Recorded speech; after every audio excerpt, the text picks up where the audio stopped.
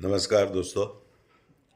આપણે ઇન્સ્ટાગ્રામ ને ફેસબુકમાં ને સોશિયલ મીડિયામાં જોઈએ છે કે માર્કેટમાં ફાઇનાન્શિયલ સ્કેમ અલગ અલગ આવતા હોય છે. જેમ કે તમારા પર કોઈ કોલ આવે ને તમે યસ કહો તો ઓલરેડી તમારી પર ઓલરેડી એક મેસેજ આવેલો જો, એટલે જેવું તમે યસ કહો એટલે તમારા પૈસા ડેબિટ થઈ જાય. એટલે તમારે યસના બદલે તમારે બીજો કોઈ શબ્દ હા કે હલો કે એવો કોઈ શબ્દ વાપરવો પડે. તે જ રીતે એક મેજર સ્કેમ ગૂગલ રિવ્યૂઝમાં આવ્યો છે કે જે બહુ જ નેફારિયસ સિસ્ટમ છે કે ધારો કે કોઈ એક હોસ્પિટલના રિવ્યૂઝ ઓછા હોય. હમણાં કાલે જ એક મેં જોયું કે અમદાવાદની એક દિલ્હીની હોસ્પિટલ છે, અમદાવાદમાં ફ્રેન્ચાઇઝી આપેલી છે, એના 85 ગૂગલ રેટિંગ હતા અને 4.5 એના સ્ટાર હતું. હવે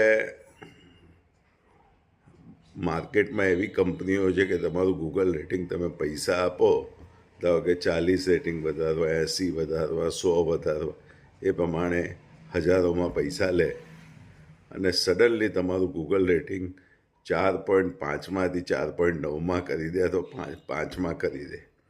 અત્યારે તમને જેટલા બી 4.9વાળા હોસ્પિટલો દેખાય છે તે ઓટોમેટિક ગૂગલ મશીન આવે છે કે જેવું તમે હોસ્પિટલમાં એન્ટ્રી મારો તરત જ રેટિંગ એડ થઈ જાય. અથવા તો ઘણા એવા હોય છે કે પૈસા આપી અને તેમનું ગૂગલ રેટિંગ મેન્ટેન કરવા માટે 4.9 રાખવા માટે પૈસા આપે, 50,000, 60,000, લાખ, અને એમનું ગૂગલ રેટિંગ મેન્ટેન રખાવે. ભલે બિઝનેસ ના ચાલતો હોય, પણ અત્યારે કેવું છે કે યુથને કેવું છે, ગૂગલ રેટિંગ કિસકા અચ્છા હૈ એ જોઈને જતા હોય છે. પણ મેડિકલ ફિલ્ડમાં આવું ન ચાલે. મેડિકલ ફિલ્ડમાં ડૉક્ટરની ઓથેન્ટિસિટી અને ડૉક્ટરની એલિજિબિલિટી અને એક્સપિરિયન્સ જોવાય છે, એનો સક્સેસ જોવાય છે. જ્યારે ગૂગલ રેટિંગમાં આ બધા જે ગૂગલ રિવ્યૂ સાથે રમતા હોય છે તેમના ધંધા ચાલતા નથી, હોસ્પિટલો ચાલતી નથી, એટલે એ લોકો પછી બીજા જે સારા ડૉક્ટર એમના રિવ્યૂ પછાડે છે